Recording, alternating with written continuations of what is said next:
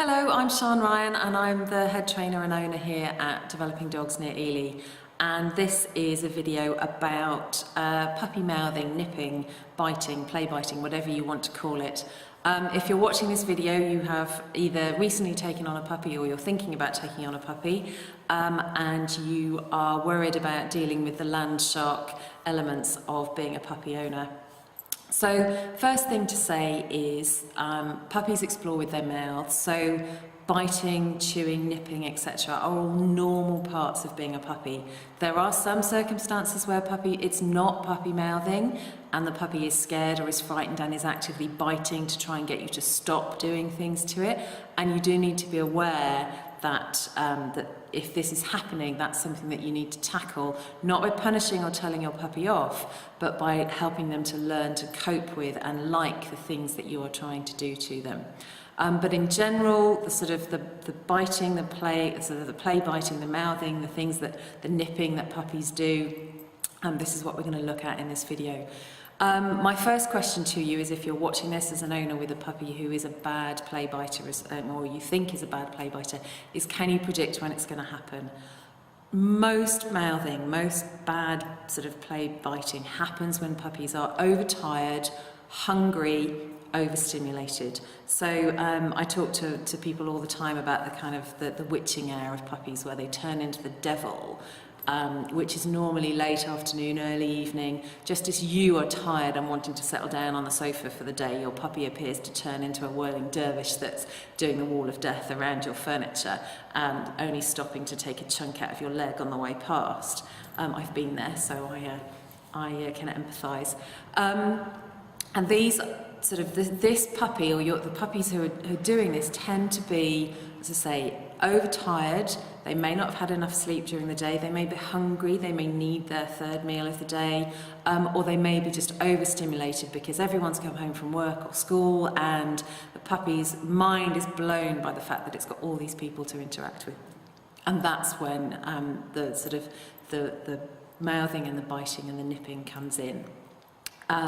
Or it's just excitement at greeting you, or but if you think about, is my puppy hungry? Are they overtired? Are they overstimulated? You can probably manage elements of play biting and mouthing without it becoming a problem.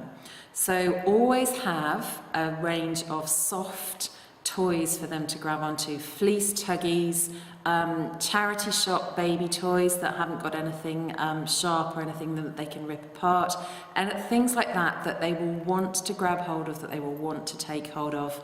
Have them there so that you can get one of those into their mouth rather than your leg or your trousers or your skin. So that's a kind of dealing with it in the moment type solution. But the key thing is, if you can predict when they are going to be like this, then change the picture for them, change the situation so that they don't react like it. So if you know that at 3:30, puppy's going to start being really bitey because kids are coming home from school, or they're tired because they haven't slept for a few hours, before everyone comes back, or just as everyone's come back, make up a really tasty Kong. Get one of the original Kongs and fill it with some of their meal, some of their dinner, but mixed with a bit of natural yogurt and some fresh chicken, or something really tasty and yummy for them. Pop them into their puppy pen or their crate, or into their their safe area with the Kong.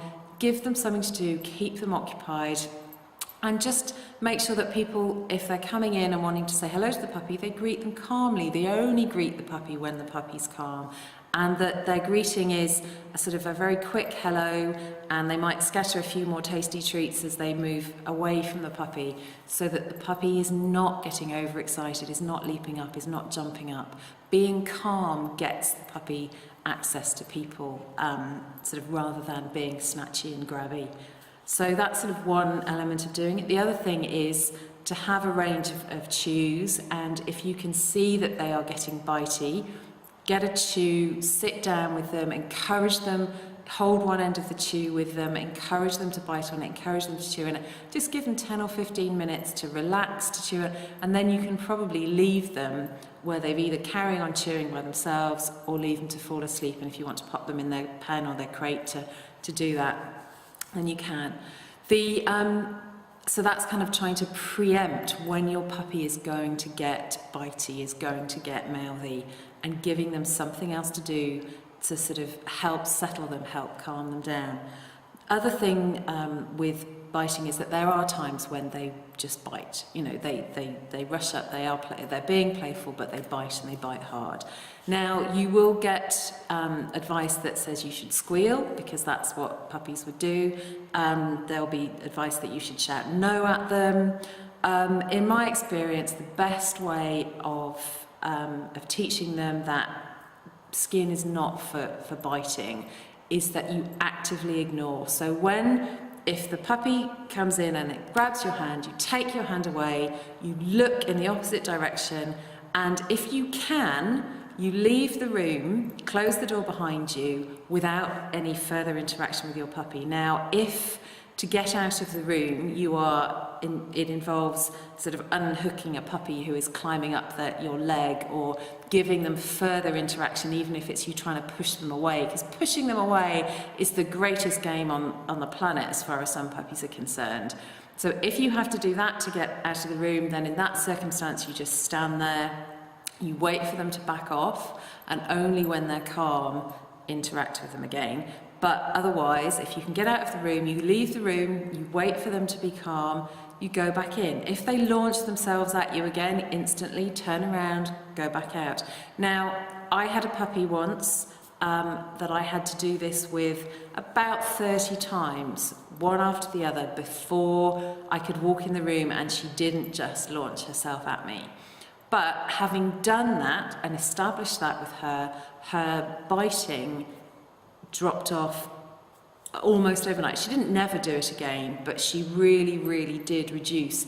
And the first sign of me going to leave the room meant that she inhibited herself and she remembered what she was doing. So be consistent. You're going to have to repeat it. It's not going to work the first time, but over a period, what you do is, if it's happening, you must leave the room every single time they go to bite you. Come back in when they're calm. If they go to bite again, you leave the room again. You don't just do it once and then try it the next time. You must do it until you can come back in the room and they're calm. Or when they are, offer them a chew, give them some attention, divert them onto something else. So your overtired puppy should be sleeping 18, 20, 22 hours a day in some cases. So make sure that they're getting plenty of opportunities to rest. If that means that you have to pop them in their safe place, in their crate, in their puppy pen, with a chew, with a calm, with an activity box, just to keep them occupied whilst they then drift off to sleep, then that's what you need to do. But it's really worth getting into a habit, bit of a routine of bit of play, out to the toilet, time for sleep, back into playing or walks or socialisation or whatever again, so that they are getting sort of hour periods throughout the day where they are being able to sleep and rest and relax. Hopefully that's given you some ideas to deal with sort of any puppy mouthing, play biting, nipping, etc. that's going on. But if we need more help, then please just drop us an email, info@developingdogs.co.uk, and we'll see if we can help you further. Take a look at our other videos. We've got a whole range of things to do with life skills, what being a dog means, etc. And hopefully you find them helpful. Thank you.